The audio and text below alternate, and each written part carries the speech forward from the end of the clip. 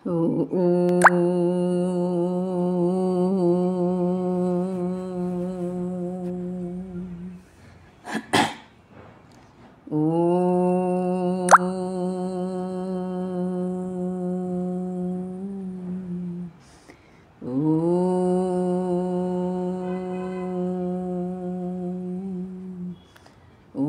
सहना भवतु सहनौ भुनक्तु सह वीर्यं करवावहै तेजस्विनावधीतमस्तु मा विद्विषावहै।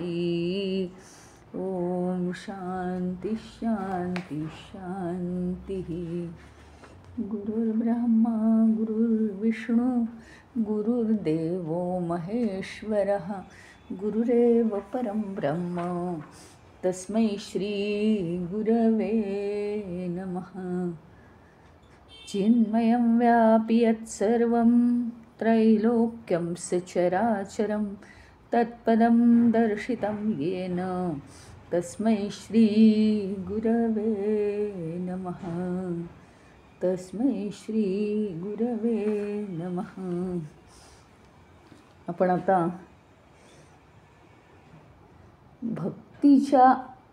भक्तीची ज्योत जी आहे ती ज्ञानाच्या साह्याने कशी तेवत ठेवायची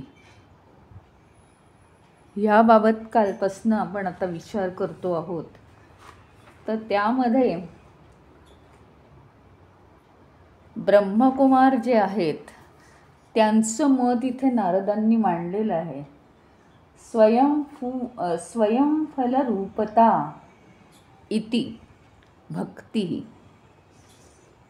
असं ब्रह्मकुमार म्हणतात। म्हणजे काय?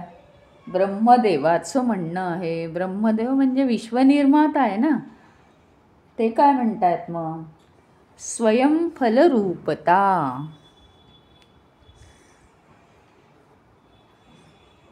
फलस्वरूप तर ती आहेच, पण त्याला वेगवेगळी प्रत्येकजण आपापल्या वृत्तीप्रमाणे नावं देतो।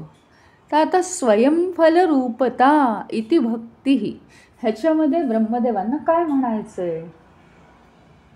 ती स्वतःच फलस्वरूप आहे हे ब्रह्मदेवाचं म्हणणं आहे।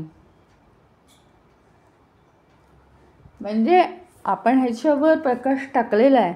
भक्ती ही फळ आहे। प्रत्येक काय असतं? कर्म असतं। काहीही कर्म केलं की त्याचं आपल्याला फळ मिळतं। मग काहीही करा, ते करावं लागतं ना आधी।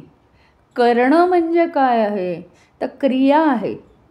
ती क्रिया केली की काहीतरी आपल्याला प्राप्त होतं।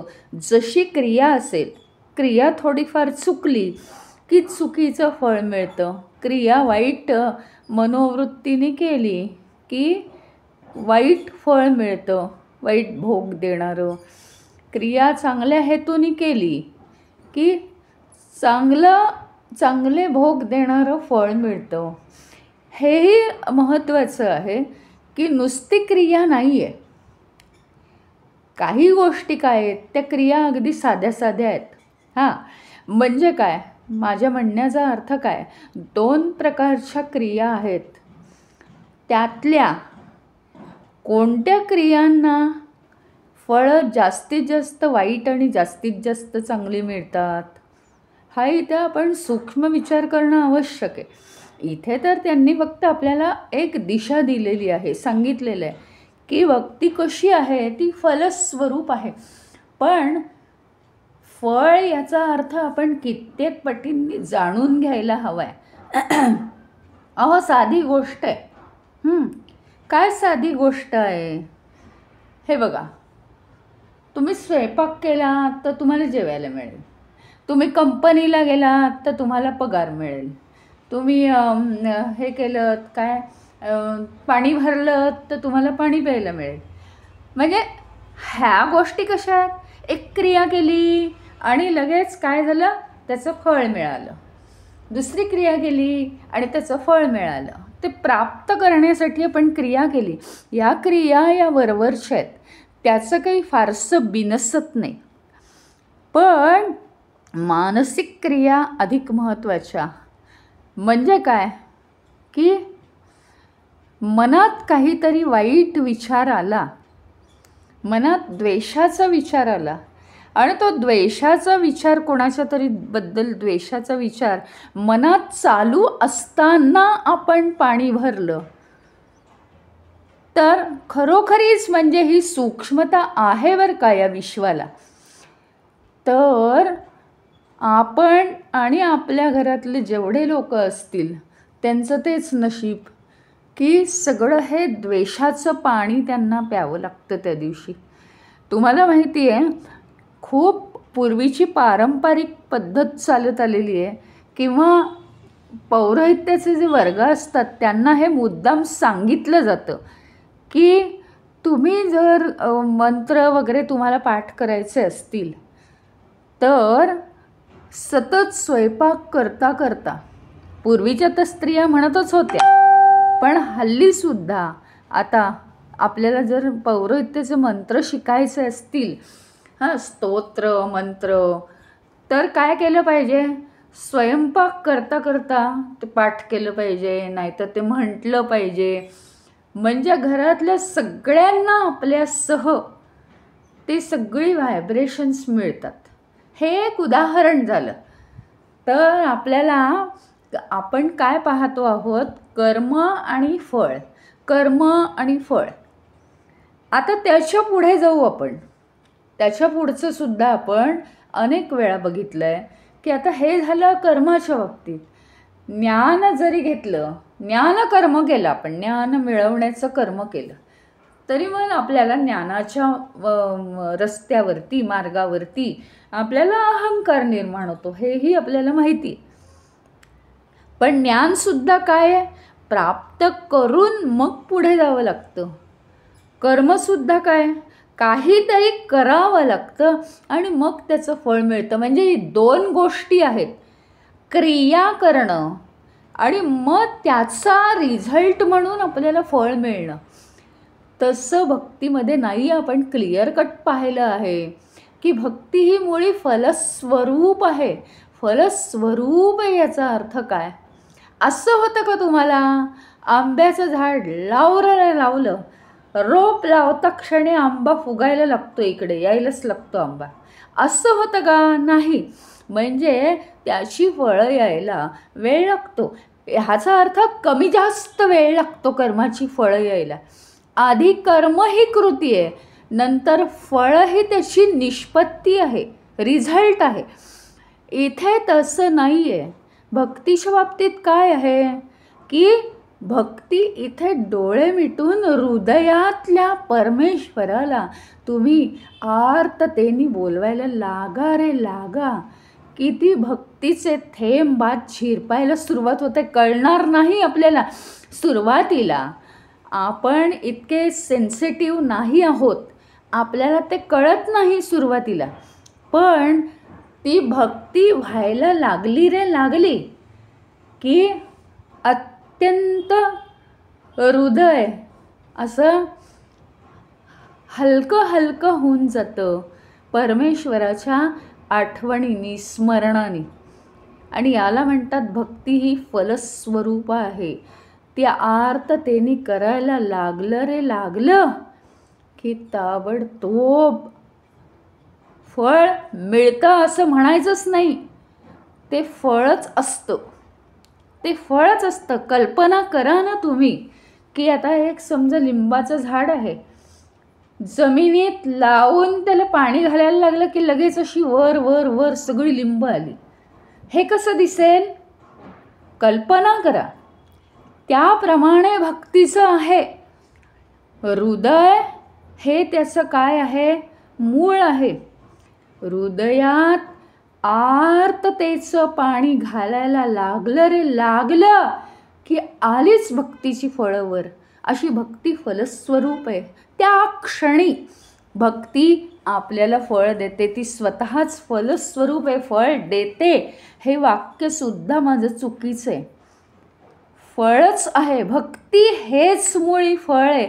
आयुष्यात आणखीन काही मिळवायचं राहतच नाही. त्या अर्थाने सुद्धा भक्ती हे फळ आहे.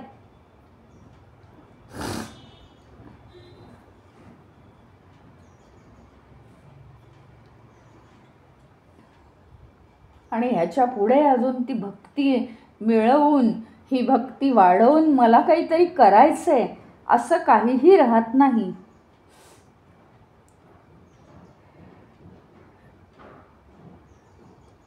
म्हणजे काय, हातात भक्ती करायला घेतली, हां, भक्ती हा आपला मार्ग आहे आणि कुठे जायचं आहे तर भक्तीकडेच जायचं आहे. म्हणजे काय, आम्ही कुठेही जाऊ दे ते महत्त्वाचं नाही. संपूर्ण मार्गक्रमण म्हणजे मार्गक्रमण हे सुद्धा नाहीच आहे. मार्गावर असताना भक्तीच करायची आहे आणि भक्ती या स्टेशनवरच पोहोचायचं आहे. म्हणजे काय, ते स्टेशन आलं जसं आपण हे म्हटलं होतं ना की चैतन्य हे सर्वव्यापी असतं. ह्याचा अर्थ काय, त्याला कुठे जावं लागत नाही, कुठे यावं लागत नाही, व्यापकच आहे ते असं पूर्णपणे व्यापलेलंच आहे. मुळी संपूर्ण विश्वाला व्यापलेलं आहे. मग ते कुठे जातं आणि येतं का. ह्याच्याप्रमाणे भक्तीच्या गाडीत आपण बसलो आणि भक्ती या स्टेशनवर आता मी उतरणारे म्हटलं तर गाडीत बसलं की भक्तीचं स्टेशन आहे, संपलं. आणि कसं काय आलो आपण माहीत नाही. कुठे आपण चढलो होतो, कसं काय उतरलो इतक्या लांब माहीत नाही. ती भक्ती हेच मुळी स्टेशन आहे. संपलं, गाडी तर हल्लीही नाही अजून. इतकं म्हणजे भक्ती फलस्वरूप आहे. ती स्वतःची स्वतः वाढत जाते आणि भक्ताला ती पूर्ण व्यापून टाकते. कारण ती भक्तीचा अंतिम काय आहे, चैतन्यच आहे ना. तर चैतन्याचेच गुण तर त्याच्यात आहेत.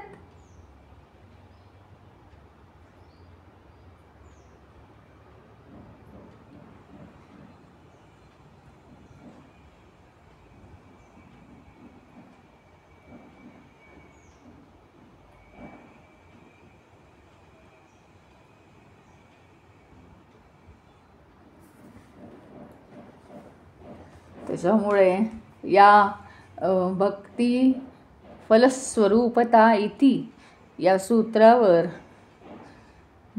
ब्रह्माजींनी असा वेगळ्या रीतीने प्रकाश टाकलेला आहे.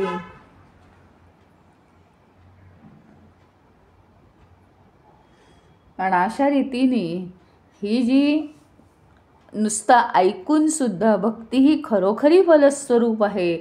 म्हणजे अक्षरशः आपण दार उघडायला गेलो आणि ते उघडलेलंच होतं.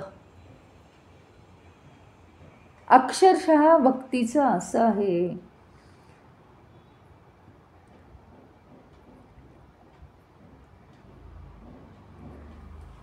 आता नारद या सूत्र ही जी मतं दिली आहेत ब्रह्मदेवाची वगैरे, ह्याच्यावरून नारद आता 2 उदाहरणं देत आहेत. बघा, राजगृह भोजनादिषु तथैव दृष्टत्वात्. 2 उदाहरणं आहेत. राजगृह भोजन आदिषु तथा एव दृष्टत्वात्. राजवाडा, गृह आणि भोजन, हां, असा दृष्टांत देऊन कशी भक्ती सांगितली आहे ते बघा. आता म्हणजे राजवाडा आणि गृह आणि भोजन म्हणजे काय, म्हणजे ही भक्ती आहे ना, आपण कशी साध्य करायची ह्याच्याबद्दल सांगितलेलं आहे. आता हे सूत्र भक्ती कशी साध्य करायची याच्याबद्दल सांगितलेलं आहे.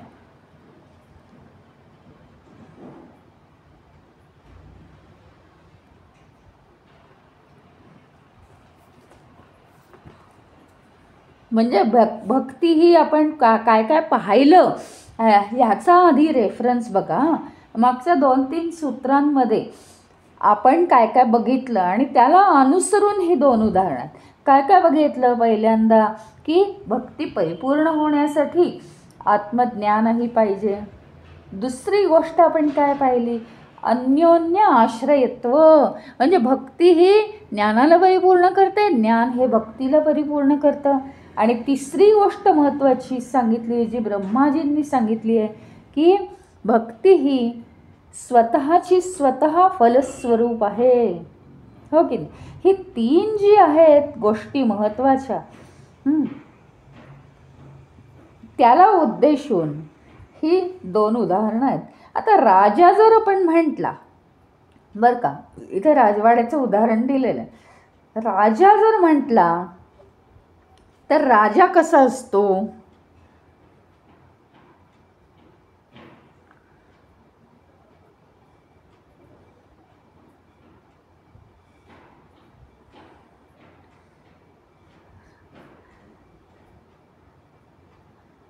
केवळ तो काय राजवाड्यात राहतो म्हणून राजा झाला का? नाही.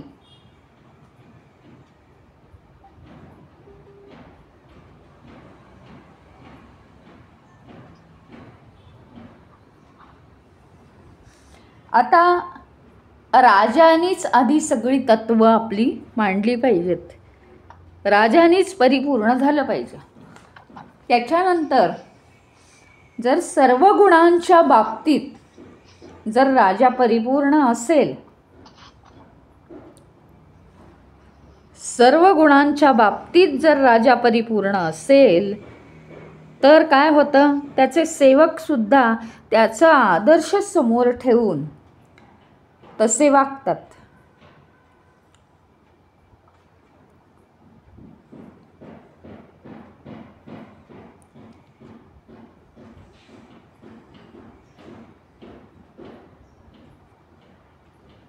आणि राजाचे सेवक मग कसे वागतील? राजाची सेवा करतील, हां, आणि राजा खुश होईल, मग त्याची कृपा त्यांच्यावर होईल. आपोआप त्यांनी त्याची कृपा न मागता सुद्धा तो त्यांच्या सेवकांवर प्रेम करायला लागेल. अशी आधी त्यांना राजाची सेवा करावी लागते आणि मग राजाची त्यांच्यावर कृपा होते.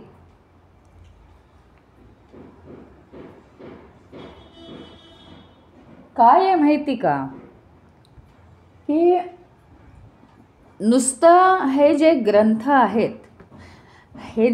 आहेत, ज्ञान मिळवणं म्हणजे काय हे सुद्धा आपल्याला माहिती असणं आवश्यक आहे. की आपण या ग्रंथांमधून आपण सगळं ज्ञान घेतो. श्रुतिग्रंथांमधनं ज्ञान घेणं हे शाब्दिक ज्ञान आहे. मग आता राजाच्या सेवकांनी राजाची सेवा कशी करायची असते याबद्दल 2 वर्ष शिक्षण घेतलं आणि निबंध लिहिला तर चालणार आहे का? शेवटी काय आहे, त्याची कला आहे की नाही. राजाला कसं खुश करायचं आणि राजाचं प्रेम कसं मिळवायचं ही त्याची कला आहे. बरं, राजाची सेवा करणं सोपी गोष्ट नाही आहे, कारण राजाला इतकी व्यवधानं असतात. तर त्याच्या व्यवधानातून त्याची नुसती सेवा म्हणजे काय, त्याच्या पायाशी बसून चालत नाही. तर त्याला जितकं चांगलं पडेल, सोपं पडेल अशी मदत त्याला करणं, त्याच्या मनातलं ओळखणं आणि मग त्याची कृपा मिळवणं, हे तसं कठीण काम आहे. त्याचप्रमाणे नुसती श्रुतिग्रंथांची ज्ञानं घ्यायची आपण, नुसतं ह्याच्यात काय सांगितलं आहे त्याच्यात काय सांगितलं आणि शाब्दिक ज्ञान घ्यायचं आणि ते शाब्दिक ज्ञान आपल्याला दुसऱ्यांशी बोलायला चांगलं वाटतं म्हणून ते बोलत राहायचं म्हणजे काही त्या श्रुतिग्रंथांची सेवा नव्हे. इथे त्यांनी सांगितलेलं आहे की इथे श्रुतिग्रंथांची सेवा म्हणजे काय आहे. श्रुतिग्रंथांमध्ये जे ज्ञान आहे, श्रुती याचा अर्थ वेद, हां, वेद प्रामाण्य असलेलं जे ज्ञान आहे ते ज्ञान कसं आहे, ऋषीमुनींनी त्या अवस्थेत, अनुभवाच्या अवस्थेत ते मांडलेलं ज्ञान आहे. ते या स्तरावर नुसतं वाचून श्रवण करून तुम्हाला येणार नाही, तर ते ज्ञान अनुभवाच्या पातळीवर आपण अनुभवावं याची ओढ पाहिजे. तर त्या श्रुतिग्रंथांना आपलंसं करणं होईल. त्यांची सेवा करून त्या श्रुतिग्रंथांच्या मनात काय आहे ते जाणून घेऊन मग त्यांची कृपा आपल्याला प्राप्त करता येईल. म्हणजे त्या ग्रंथांमध्ये कैवल्यावस्था कशी सांगितली आहे, ती अवस्था म्हणजे काय असतं ती मी प्राप्त करीन आणि त्यातलं सूक्ष्म सूक्ष्म सूक्ष्म अभ्यास केला तरच त्याचा उपयोग होणार आहे. ज्ञान हे केवळ शब्दात घेऊन चालणार नाही, तर ते स्वतःची अनुभूती त्याची झाली पाहिजे. त्या कैवल्यपदाची प्राप्ती आपल्याला झाली पाहिजे. निदान त्या मार्गावर आपण तरी गेलं पाहिजे. आणि नंतर दुसरं उदाहरण दिलंय भोजन. भोजन. मग भोजन म्हणजे काय, तर आपण जेवण करतो. ते काय जेवण करायचं म्हणजे काय, आता घरात अन्न शिजवलं ते आता संपवायला पाहिजे म्हणून जेवण करतो का आपण, नाही. आपली भूक भागवण्यासाठी आपण जेवण करतो. श्रुतिग्रंथांमध्ये ज्ञान दिलंय, ते ज्ञान उगीच वाया जाईल कोणीच वाचत नाही म्हणून आता मीच वाचतो म्हणून करणार आहे का आपण, नाही. तर आपली जी ज्ञानाची भूक आहे जन्मतः, ती ज्ञानाची भूक भागवण्यासाठी आपण श्रुतिग्रंथांच्या ज्ञानाला प्राप्त केलं पाहिजे. भक्ती ही नुसती दररोज ईश्वराचं स्मरण करायचं आणि भजनामध्ये आता रंगायला सुरुवात झाली आपली म्हणून घ्यायचं एक भजन आणि रंगून जायचं. काय होतं माहिती का, याला थोडंसं डेंजरस असतं हे. कारण आपल्याला खऱ्या परमेश्वराचीच ओढ पाहिजे इथे. नाही तर काय आहे, आता मी भक्तीत खूप रंगतो बरं का असं म्हणून आपण जर भक्ती करायला लागलो की घे भजन, की सुरुवात कर त्याच्यात रमायला आणि अगदी रंगून जा. भजन म्हणता म्हणता आता गाण्याची कला कशी वाढवू असं वाटायला लागलं आहे की काय, म्हणजे गाडी घसरली रुळावरनं आणि ही भक्ती ही यांत्रिक होऊन जाते. तर असं न करता आपण काय केलं पाहिजे, त्या भक्तीचा आपल्याला वेगवेगळा अनुभव वेगवेगळ्या पातळीवर येतोय का हे पाहिलं पाहिजे. एका गोष्टीत भक्ती नसते. कधी भक्ती तुम्हाला एखाद्या भिक्षुकाला भिक्षा देण्यातही कधी भक्ती आढळेल, म्हणजे खरा भिक्षुक. कधी कुणाला गरजू माणसाला दान करण्यातही तुम्हाला भक्ती आढळेल. कधी मंदिरात जाऊनही तिथे पवित्र स्थानी बसून तुम्हाला भक्ती आढळेल. काय म्हणजे त्याचं काही सांगता येत नाही. कधी स्वभाव नसताना सुद्धा एखादं भजन जरी रेडिओवर किंवा ह्याच्यावर आकाशवाणीवर दूरदर्शनवर लागलं तरीसुद्धा तुम्हाला भक्ती, पण ती जर आज भक्ती निर्माण झाली तर उद्या परत भजनातच भक्ती निर्माण होईल असं जर वाटत असेल तर ती यांत्रिक भक्ती आहे असं आपण समजावं. काही सतत काही एकाच ह्याच्यात भक्ती होत नसते, पण आपण मात्र भक्तीच्या मार्गावर स्थिर राहायला पाहिजे. नुसतं हे भोजन जे आहे ते कशा प्रकारे बनवायचं आहे, म्हणजे काय श्रुतिग्रंथांचं ज्ञान हे घ्यायचं, कसं हे आत्मज्ञान प्राप्त करायचं, काय काय केलं पाहिजे, कसे डोळे मिटायचे, कसा देह स्थिर करायचा, कसं मन स्थिर करायचं, आता मला कळलं. असं करून होणार आहे का, कशी एखादी रेसिपी करायची ते सगळं आता मला कळलं. किती प्रमाणात काय काय घ्यायचं माझं सगळं पाठ आहे. होणार आहे का काही, प्रत्यक्षात करायची वेळ आली की त्याच्यात चुकासुद्धा होतील, किंवा प्रत्यक्षात ते केलं नाही तर आपली भूकसुद्धा भागणार नाही. त्याच्याप्रमाणे की आपण जे ज्ञान मिळवतो आहोत ते साईड बाय साईड लगेच अनुभवाच्या पातळीवर घासून पाहिलं पाहिजे आणि त्याच्यातून आपली भक्ती निर्माण झाली पाहिजे, अशी ही भक्ती आहे. नुसतं ग्रंथांमध्ये जे जे दिलेत त्या स्टेप्स आपल्या वह्याच्या वह्या लिहून काढल्या आपण तर नाही काही होणार. आणि त्या वह्यांची पारायणं केली तर काहीही होणार नाही. पण ते जर आपण आचरणात हळूहळू आणायला सुरुवात केली, ते ध्यान, ती भक्ती, तो भक्तीचा मार्ग चालायला जर सुरुवात केली तर मात्र आपण त्या ठिकाणी पोहोचू शकतो.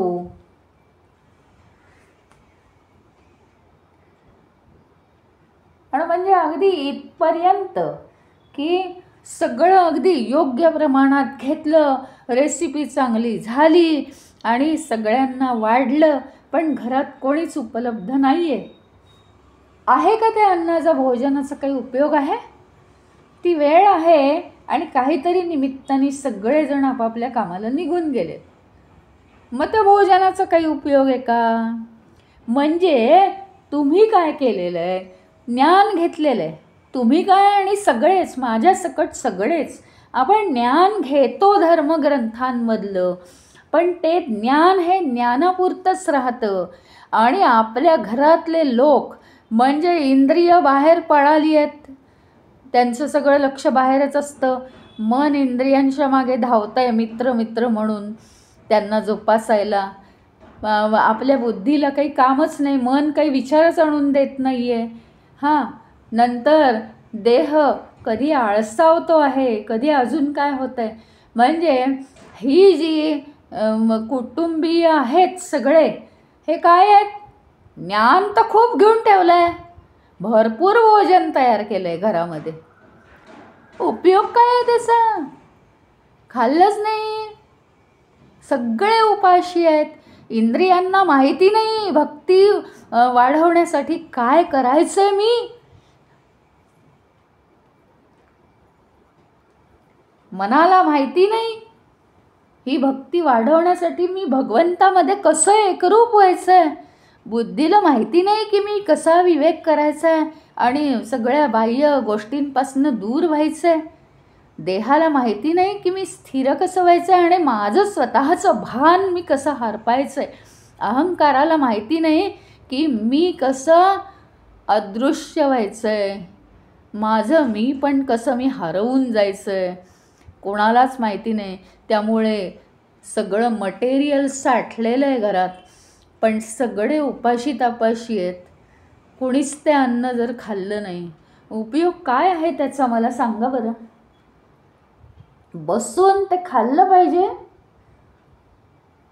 त्यामुळे संपूर्णपणे भक्ती परिपूर्ण आपल्या हृदयामध्ये स्थापित होण्यासाठी अनुभव आपल्याला घेता आला पाहिजे. तृप्तीचा आनंद मिळाला पाहिजे. हा तृप्तीचा आनंद केव्हा मिळेल? हे परमेश्वरावरचं जे प्रेम आहे ना, हे दिवसानुदिवस वृद्धिंगत होत जाईल.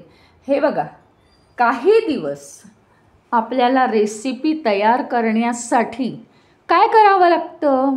म्हणजे चांगलं व्यवस्थित होण्यासाठी काय करावं लागतं? लक्ष घालावं लागतं, मोजून मापून टाकावं लागतं आणि काळजी घ्यावी लागते. काही गोष्टी लवकर करपून जातात वगैरे वगैरे. आपण खूप काळजी घेतो. मग आता काही दिवस आपली भक्ती वाढण्यासाठी नित्यनेमाने आपल्याला काहीतरी नियम पाळले पाहिजेत थोडेफार, की ईश्वराचं स्मरण तर सारखं केलं पाहिजे. आणि एकदा का त्याची सवय लागली की ॲटोमॅटिकली आपल्या हातून जे ईश्वराचं प्रेम वाढत जातं. ईश्वराची भक्ती केली, अजून रिझल्ट्स येतात. रिझल्ट्स काय येतात? जास्तीत जास्त आनंद वाढत जातो. आणि मनुष्यसुद्धा केवळ प्रेमाचा भुकेला आहे, पण खरं प्रेम कशात आहे हे त्याला माहीत नाही. फक्त ताबडतोब हवं असतं. मग ताबडतोब प्रेम हे या वस्तू व्यक्तींमधनं मिळतं म्हणून तो तिकडे आकर्षित होतो, हे खरं आहे. परंतु त्याला जर कायमचं प्रेम मिळालं तर तो यात रममाण होईलच. पण हे त्याला जर माहिती नाही आहे तर ते इथे नारदजी म्हणतात की आपण ही भक्ती आहे ना सतत मनामध्ये स्थापित केली पाहिजे, सतत त्याचं चिंतन मनन केलं पाहिजे, सतत परमेश्वराचं स्मरण केलं पाहिजे. हे स्मरण तुम्ही म्हणाल कठीण आहे, कठीण नाही आहे. हे बघा, एक घरात आता फंक्शन आहे, अमुक एका तारखेला फंक्शन आहे.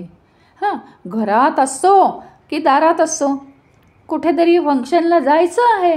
आता समजा काहीतरी आहे, 5 तारखेला अमका अमका आहे, जायचं आहे बरं का. मग तिथे जाण्यासाठी काय काय तयारी करायची आहे? हो, हे पिशवीत घालून ठेवू, ते केलं पाहिजे, अरे हे राहीलच. म्हणजे काय असतं त्याचं स्मरण करायला लागतं का आपल्याला? तितकी आपल्याला अर्जन्सी वाटली पाहिजे. अरे भगवंताचं स्मरण करायचं राहिलं आहे. नाही नाही, जे काही जीवन आहे ते थोडंसं आहे. नाही, आता मला भगवंताचं स्मरण केलंच पाहिजे. काहीतरी डेडलाईन घालून घ्यायची स्वतःला. हां, इतक्या तारखेपर्यंत मी भगवंताचं स्मरण इतक्या वेळा करणार आहे. सुरुवातीला हे करावं लागेल, पण त्याची गोडी लागल्यावर ते मोजायची गरजच नाही आहे. आपोआप, म्हणजे मनाचा हा गुणधर्म आहे की एखाद्या गोष्टीची सवय लागेपर्यंत ते त्याकडे लक्ष घालत नाही. आळशी आहे मन आणि त्याला इंद्रियांबरोबर बाहेर फिरायची सवय आहे म्हणून.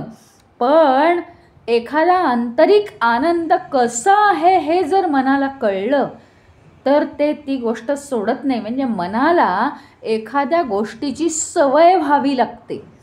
सवयच झाली पाहिजे की आपल्याला हे करायचं आहे, आपल्याला ते करायचं आहे. अगदी शाळेची मुलं असतात ना, साधी गोष्ट आहे, रेग्युलर जर शाळेत जात असतील सोमवार ते शुक्रवार, हां, तर त्यांना ना रोज जाग येते, फार त्रास होत नाही, बराबर उठायचं, शाळेत जायचं सगळं आवरून.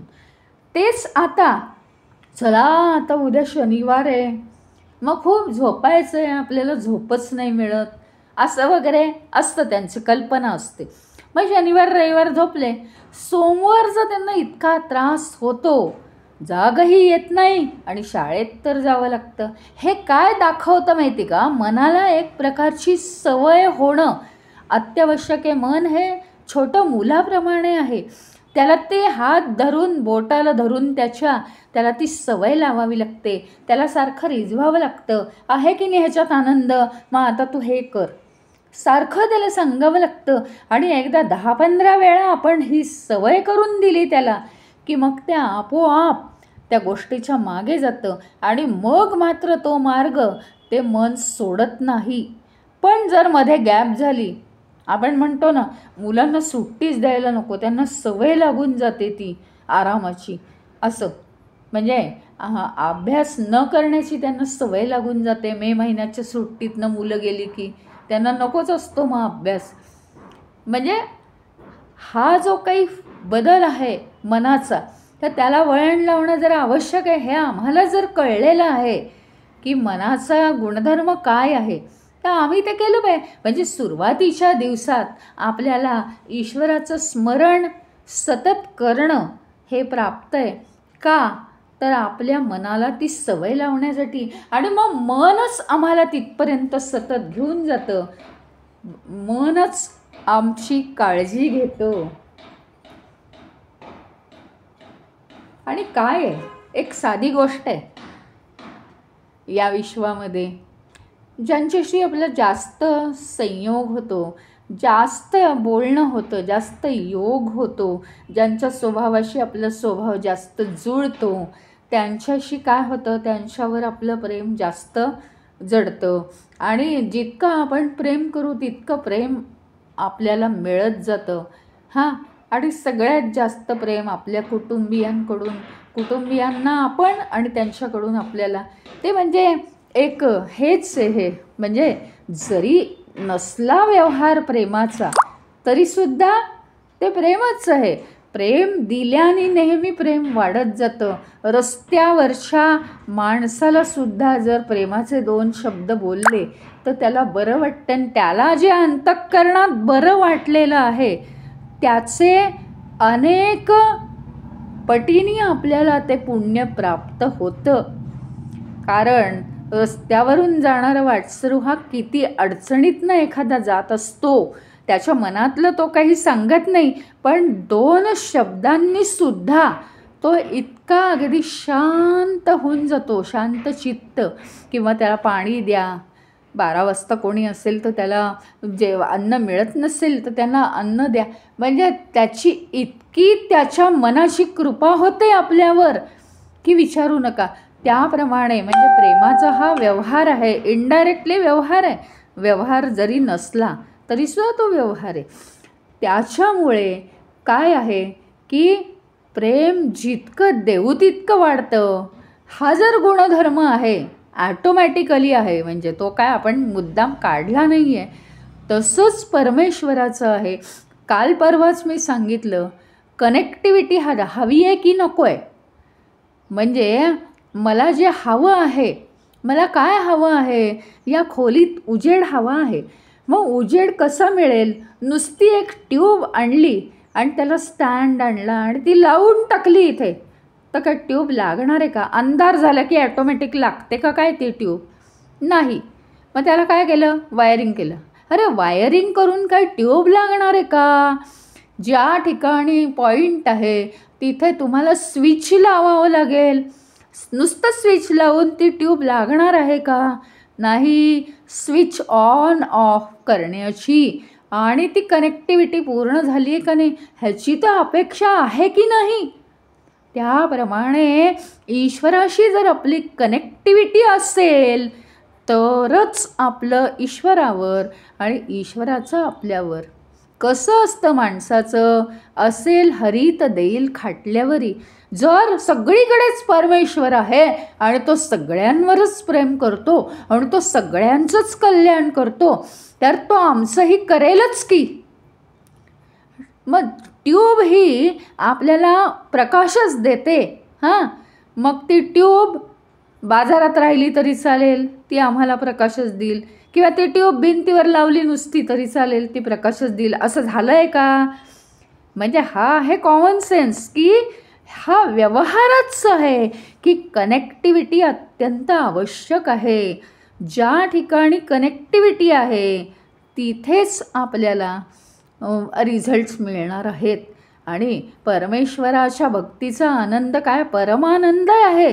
तो परमानंद जर प्राप्त करायचा असेल आपल्याला सगळं माहिती झालं आहे आता. परमेश्वराशी एकरूप होणं म्हणजे परमानंद आहे. परमेश्वराशी एकरूप कसं व्हायचं? तर परमभक्ती करून. परमभक्ती कशी करायची? परमेश्वराचं जास्तीत जास्त स्मरण करून. परमेश्वराचं स्मरण जास्तीत जास्त कसं करायचं? प्रॅक्टिसने, सतत आठवण देऊन स्वतःला. अजून कसं करायचं परमेश्वराचं स्मरण? तर आर्ततेने करायचं आणि परमेश्वराला हृदयस्थ स्थापित करायचं, म्हणजे ते प्रेम वाढेल. जितकं आपण परमेश्वराशी कनेक्ट होऊ, जितकं त्याच्यावर प्रेम करू. प्रेम कसं असतं? आपलं काही अस्तित्व राहतं का? काही सांगायलाच नको आहे. कशाचीच अपेक्षा नाही, अहंकार नाही, काहीही नाही. असं प्रेम जेव्हा निर्माण होईल तेव्हा ईश्वराशिवाय काही जीवनात राहील का आपल्या?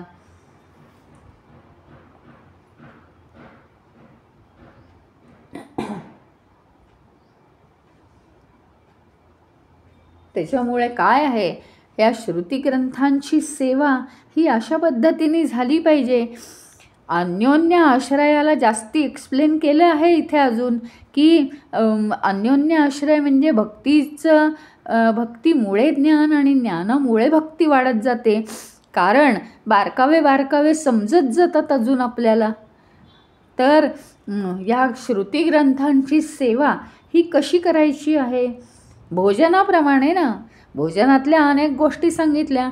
एक तर काय, अतिशय योग्य प्रमाणात सगळं ती रेसिपी नुसती कशी करायची हे पाठ करून चालणार नाही. तर आपल्याला ती रेसिपी तशी तयार केली पाहिजे, प्रॅक्टिकल झालं पाहिजे. दुसरं म्हणजे त्याच्यात लक्ष घातलं पाहिजे. नुसतं श्रुतिग्रंथांचं ज्ञान वाचून श्रवण करून चालणार नाही. या कानाने ऐकलं त्या कानाने सोडून दिलं. तर त्याचा अनुभव घेतला पाहिजे. अनुभव घेण्यासाठी प्रॅक्टिकलला सुरुवात केली पाहिजे, ध्यान करायलाच सुरुवात केली पाहिजे. त्यात जसं जसं सांगितलं आहे, दिवसा कसं कसं वागा, सगळ्यांमधलं लक्ष कसं काढा हळूहळू, की झाली गोष्ट, झालं संपलं, त्यातलं लक्ष काढा. फॉरगेट द पास्ट, भूतकाळ विसरून जा.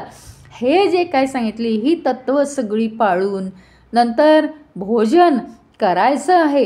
म्हणजे सगळे घरात ॲव्हेलेबल असले पाहिजेत. ते भोजन बनवलं पाहिजे, म्हणजे ते केलंच पाहिजे. आपल्याला प्रॅक्टिकल केलंच पाहिजे. आणि सगळी इंद्रिय मनबुद्धी चित्त अहंकार हे त्या ध्यानाला लावले पाहिजेत, झुंपले पाहिजेत. ते ज्ञानाची अशी शोषण केलं पाहिजे, ते खाल्लं पाहिजे सगळ्यांनी आणि तृप्त झाले पाहिजेत सगळेजणं. इंद्रिय मनबुद्धी चित्त अहंकार हे त्या ज्ञानामध्ये तृप्त झाले पाहिजेत. असं जर झालं तर त्या भोजनाचा जसा रसास्वाद घेता येतो आणि सर्वजण आनंदी आनंद सगळीकडे घरात कुटुंबात पसरतो, त्याच्याप्रमाणे जर आपण हे ज्ञान जे आहे ते जर घेतलं आणि आपल्या इंद्रिय मनबुद्धी चित्त अहंकाराला जर सवय लावली की हा जो ईश्वर प्राप्तीचा अनुभव घेण्याचा जो आनंद आहे तो आनंद ग्रहण करणं आणि त्याच्यामध्ये तृप्ती मिळवणं, ही जर सवय लावली तर दिवसानुदिवस आपली भक्ती ही वृद्धिंगत होत जाते.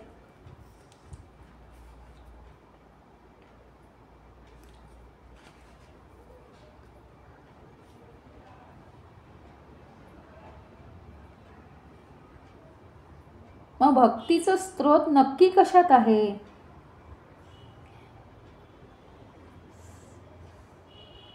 तर ते म्हणतात की न तेन राज परितोषः क्षुधा शांतिर्वा. तेन म्हणजे काय? आत्ता मागच्या सूत्रात आलेलं आहे ना, हे ग्रंथांमधून घेण्याचं ज्ञान. हे जे ज्ञान आहे या ज्ञानामुळे राजकृपेचा आनंद होणार आहे का? ते नुसतं ज्ञान आपण घेतलं म्हणजे काय म्हटलं ना, त्याच्या नोट्स काढल्या, ते वाचलं, ते पाठ केलं, पुन्हा न बघता पेपरात लिहिलं, तर काही होणार आहे का? नाही होणार आहे. त्याची भूक किंवा तहान भागेल का? नाही भागणार. क्षुधा शांतिर्वा न म्हणजे भूक, क्षुधा म्हणजे भूक. शांत होईल का? भागेल का त्याची भूक? तर नाही. होईल का? भुकेचं शमन होणारच नाही ना. म्हणून काय केलं पाहिजे याचं जास्तीत जास्त एक्सप्लेनेशन इथे आता दिलेलं आहे. केवळ राजाचा एखाद्याशी परिचय आहे, त्याची ओळख आहे, तो जाणतो. एखादा मनुष्य खूप वेळा राजवाड्यावर जातो म्हणजे काय राजाची कृपा संपादन होणार आहे का त्याला? नाही होणार ना. काही नाही, हा मनुष्य येतोय काही ना काहीतरी कामासाठी, ओळखीचा आहे तो, पण तसा तो काय राजाचा सेवक आहे का? नाही. त्याला काय राजदरबारातले अधिकार मिळणार आहेत का? अरे सेवकांना सुद्धा राजदरबाराचे अधिकार मिळणार आहेत का? सेवा करायचीच आहे. त्याच्याचप्रमाणे म्हणजे जर तुम्ही हे बघा, राजवाड्यावर सारखं जाणारा जो मनुष्य आहे, राजवाड्यावर जाणारा जो मनुष्य आहे तसे आपण आहोत. श्रुतिग्रंथांकडे जायचं, मनाला खूप बरं वाटतं, हे ज्ञान छान विद्वत्तापूर्ण आहे, पांडित्य वाटतं हे बोलताना, म्हणून ते ज्ञान लिहून घ्यायचं आणि वेगवेगळ्या ठिकाणी आपण ते बोलून दाखवायचं. म्हणजे लोकांना वाटतं हा खूप ज्ञानी आहे. असं आहे का? म्हणजे ह्याच्यामुळे राजदरबारामध्ये आपल्याला स्थान मिळणार आहे का, याचा अर्थ काय? तर भक्तीचं जे परमेश्वराच्या ठिकाणी परमेश्वराची भक्ती करणारा जो भक्त आहे, त्या भक्ताचं स्थान आपल्याला मिळेल का? तर नाही मिळणार. नाही मिळणार आहे आपल्याला स्थान ते. कारण आपण नुसतेच राजवाड्यावर जातो आहे. आपण काय करतो आहे? आपल्याला प्रधानाचं किंवा मंत्र्यांची स्थानं मिळतील का? म्हणजे मुख्य जो भक्त आहे त्या भक्ताचं, त्या भक्त प्रल्हाद म्हणा किंवा ध्रुवबाळ म्हणा, लहान वयातच त्यांची भक्ती किती होती. सांगावं लागलं का ईश्वराला की ह्यांची भक्ती आता तू स्वीकार? तसं आहे ते. नुसतं राजवाड्यावर जाणं म्हणजे, राजवाडा म्हणजे काय? हा जो ज्ञानाचा जो राजमार्ग आहे, ते वेद स्वतः आणून घरात त्यांच्या रिव्हिजन केल्या आणि त्याच्या नोट्स लिहून काढल्या आणि तृप्त आपण जरी झाल्यासारखं आपल्याला वाटलं तरी ते होणार आहे का? राजदरबारातलं स्थान, भक्ताचं जे स्थान आहे ईश्वराच्या चरणाशी, ते आपल्याला आयुष्यात कधीही प्राप्त होणं शक्य नाही. हे क्लिअरली समजावं. हे आता फार वरची स्टेज झाली. काही लोक आहेत ना, ते या ज्ञानापर्यंत सुद्धा पोचण्याची फिकीर करत नाही. पण काही लोक आहेत ना, ते हे ज्ञान मिळवतात आणि म्हणतात की आम्हाला हे ज्ञान तरी घ्यावंसं वाटलं म्हणजे आमचं नशीब किती थोर आहे. जरूर थोर आहे, पण ते परिपूर्णतेला जावं ही नारद मुनींची खूप इच्छा आहे. तिथेच अर्ध्या अळकुंडात पिवळं होण्यासारखं काहीही नाही. म्हणून परिपूर्णतेकडे नेण्यासाठी ते ही सूत्र आपल्याला सांगतायत. काय आहे माहिती का? आपल्या अंगात असे गुण पाहिजेत की राज्याशी आपण प्रामाणिक राहून काही राजाला मदत करतोय का, राजाची सेवा काहीतरी प्रामाणिक होऊन त्याच्या राजकारभारामध्ये आपल्या कुठल्या तरी एखाद्या डिसिजननी किंवा काहीतरी आपल्या सूचकतेने आपण जे काही सुचवतोय त्याच्यामुळे त्याच्या कारभारात मोठा बदल होतोय का? असं जर काही असेल तर तो म्हणेल, अरे बाबा तू माझा सेवक काय, तू मंत्री हो, चांगलं सुचवतोयस. एखादं असं होऊ शकतं अपवादात्मक उदाहरण. तसं काही आपलं आहे का? मग तसं सेवकाचं मंत्री होण्या इतपत आपल्याकडे काय पाहिजे? ती व्यवस्था पाहिजे. म्हणजे तो अनुभव आपण तेवढ्या प्रमाणात घेतला गेला असला पाहिजे. आपण भक्तीचे अधिकारी, ज्ञानाचे अधिकारी याचा अर्थ काय माहिती का? नुसतं वाणीनी बडबड करणं नाही, तर आपण ते आत्मसात करून तो अनुभव प्राप्त केलेला असला तरच आपण अधिकारी बनतो. आणि अधिकारी झालं पाहिजे म्हणजे आपल्याला ईश्वराच्या राजदरबारात जागा मिळेल. भक्तीचा मूळ स्रोत कोणता आहे मग?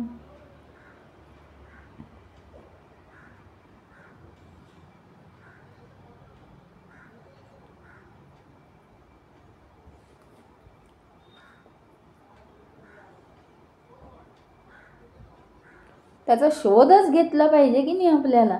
ज्ञानाच्या साह्याने शोध घेतला पाहिजे आणि त्याला साथ पाहिजे परमेश्वरावरच्या प्रेमाची आणि सेवावृत्तीची, समर्पणाची साथ पाहिजे. परमेश्वराच्या पायाशी आपलं समर्पण झालं पाहिजे, समर्पित बुद्धी पाहिजे.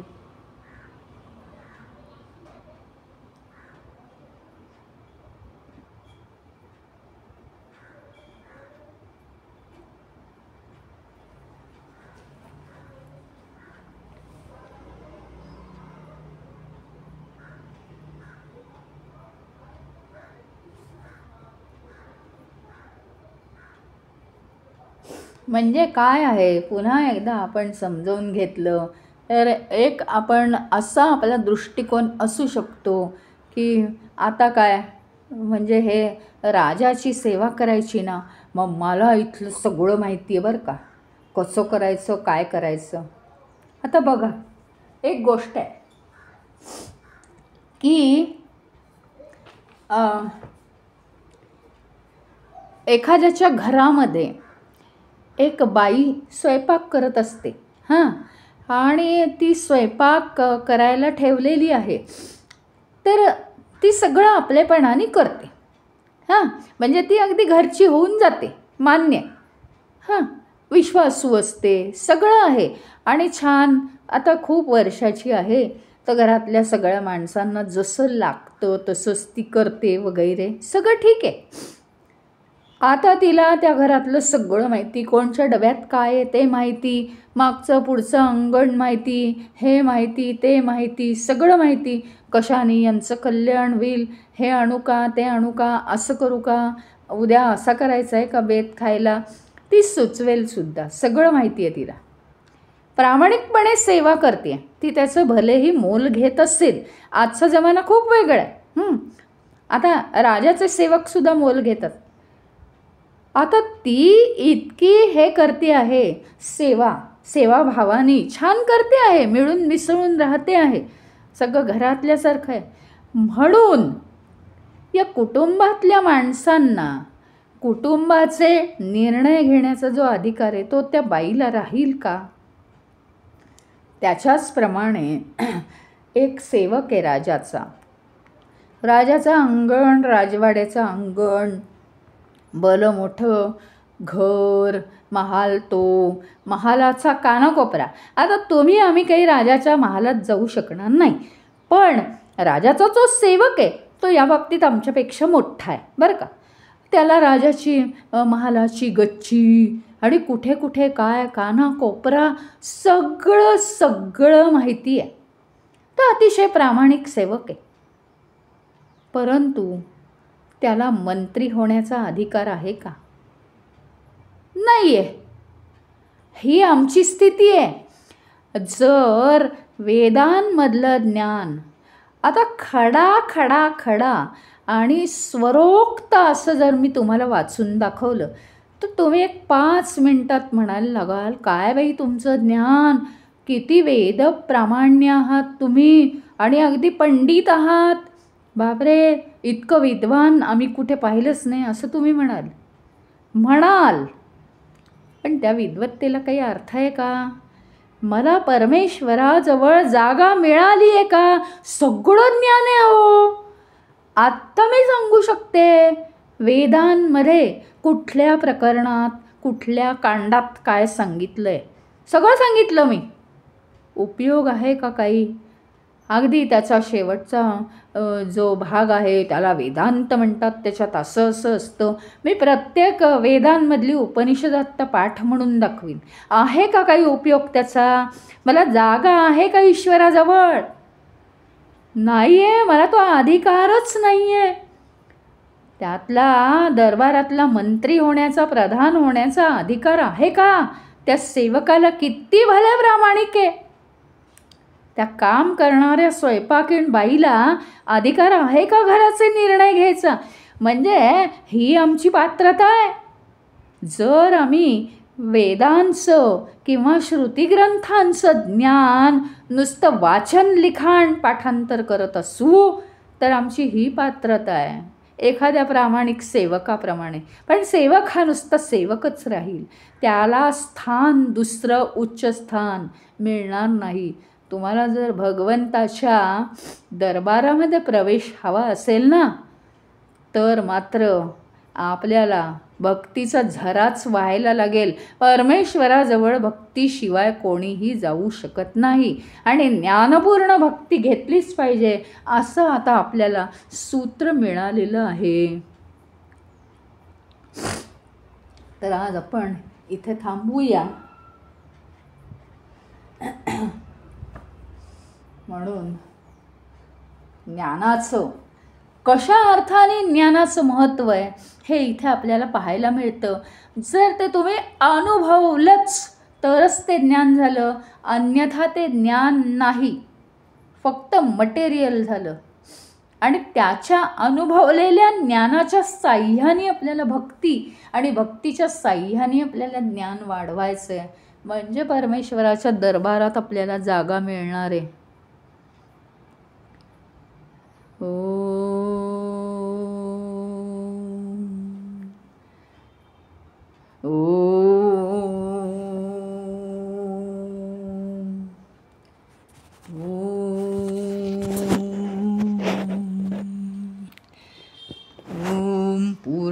पूर्णमदः पूर्णमिदं पूर्णात् पूर्णमुदच्यते पूर्णस्य पूर्णमादाय पूर्णमेवावशिष्यते.